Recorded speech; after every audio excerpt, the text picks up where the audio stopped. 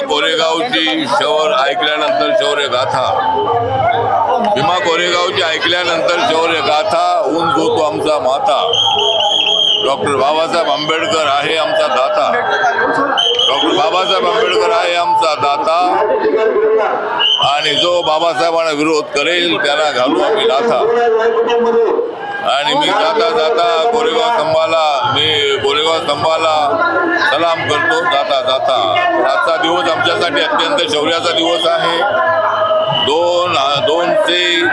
17 वर्षापूर्वी 7 वर्षापूर्वी याच ठिकाणी एक जबरदस्त अशा पद्धतीचा महार समाजाचा त्यांचं शौर्य होतं. त्यांनी पेशव्यांना पळवून लावण्याचा प्रयत्न केलेला होता. आणि बाबासाहेब आंबेडकर या ठिकाणी माथा टेकण्यासाठी येत होते.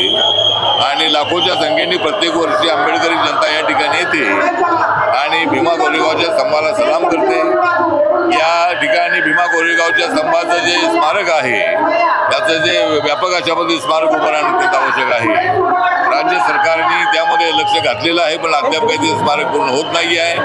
माननीय देवेंद्र फडणवीस यांना भेटून या स्मारकासाठी 100-200 कोटी रुपये मंजूर करण्याचा 200 कोटी रुपये मंजूर करण्याचा प्रयत्न करणार आहे.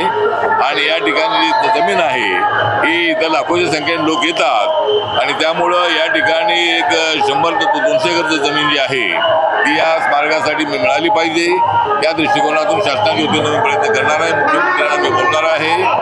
आणि या ठिकाणी लाखो अनुयायी येत आहेत त्या सर्वांचे मी आभार व्यक्त करतो.